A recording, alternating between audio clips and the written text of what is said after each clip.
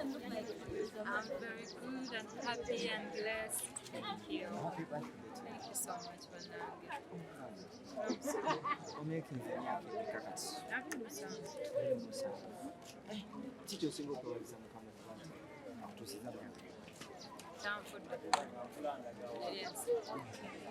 Nina.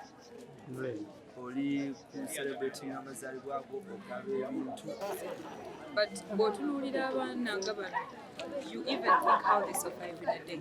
Omwana ow'emyaka nga 13 alabika ng'omwana ow'emyaka 8. I'm so touched nti mmanyi abazadde tebayita mu mbeera ennyangu obulamu kunyigirizibwa naddala stigma eri abazadde eri ba family members baabwe eri society n'engeri gyeraba abaana bano ng'abatali baana babulijjo. So I can only imagine what they go. Olaba ffe omuntu okuvuma just mutwogerako ku mawulire n'onyiiga bw'olaba omukyala ng'oyo ayina omwana ng'oyo ne society kyemukuvu wandyebuuzizza oba famire ye kyemuyisa.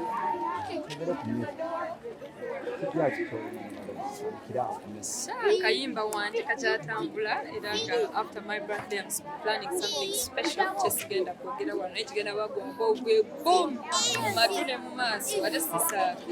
Abantu abasinga baagala okumanya minalo zaabwe wakubanga emabegako twakola banga oli muntalo lw'amanyi ne black market naye ate n'olangirira nti tokyalina management ate ennyimba empya z'oleeta zonna tulabako black market. Teri muntu yeemalirira mu kunsi omuntu yenna aba ku team. My manager Eric mumumanyi mwenna. I'm blessed to have him. I have a team, Rosebuds. I'm in good terms with black market. I think gwabadde aluddewo okumbuuza weyongereyo ku kibuuzo. Ensonga zo ezaali mu all over social media gwe ne Daddy Andrew ez'emmotoka byakugala nange nali mbiwuliranga gwe bw'obiwulira. Ensonga ezo kyakati zaalina makulu nnyo kyokola nange saaziba makulu. Ekituufu kyali ki emmotoka nti gye baatunda? Emmotoka yange ngiina ekituufu saagala nakubyogerako kubanga lero birthday yange tonnyonoonera lunaku. Abakyala abasinga ddala aba celebrities abakyala temwogera myaka. This time around nino ovudde n'otubuulira emyaka 27. Mituufu oba just oyogedde kutwejja? Mituufu nnyo. Kyenyinza okugamba abavubuka bannange ensi nyingi, ensi etulaze bingi ebitasoboka kyuka, but it's about us to change.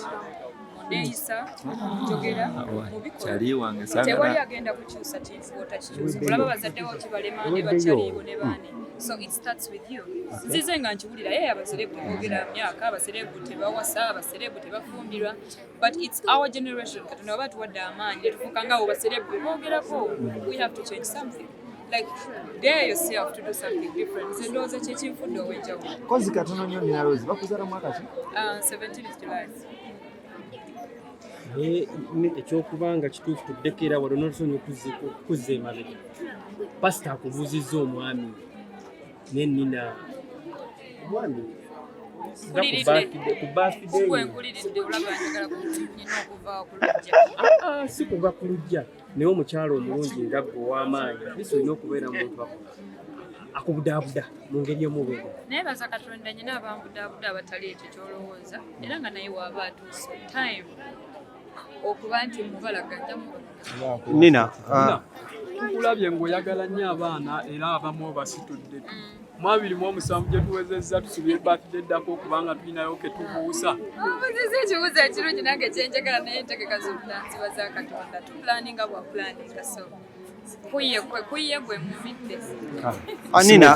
Nina oli celebu ate obadde for a long time. Yeah. Do you believe in Bubadi?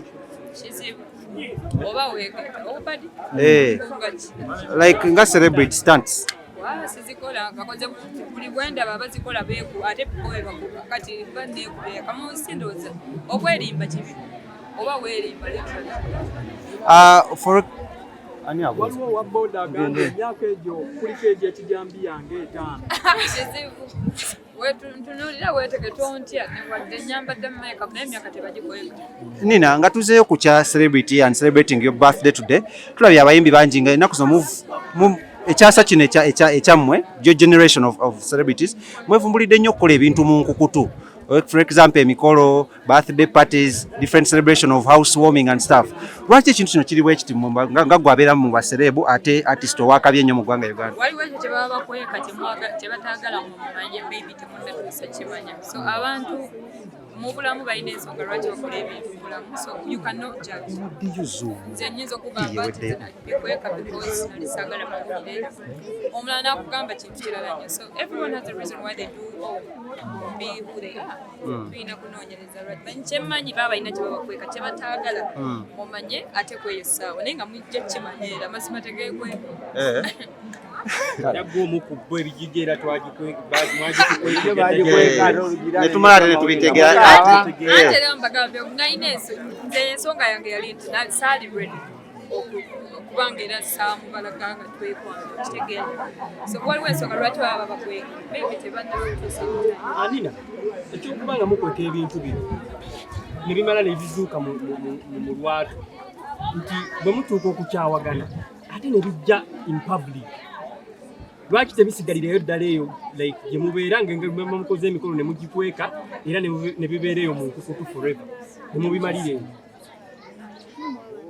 Nze najjako ku mpewo ne nkugambako ebyange eyakikola ndowooza mumanyi oba mubamanyi but okwo kubuulirirwa ku ddeeri siyinza kiddamu ne Katonda. Nina nkiwagira kubanga ng'omwana olumu tusimanyi kyekola oba kituufu. Nyinza okuba nsanyusa nze ng'omuntu but neerabira nti nina abazadde abalabativu si bazadde bange abazadde abampagira. So nze ndowooza kirungi nnyo okubanga batubuulirako tewali muntu atabuulirwako ne president alina presidential advisor. And it's about us as women as well to change the image we create because it's what they're using against us. It's either we change it, fight for it, or we live in denial. It's easy as that. Okay.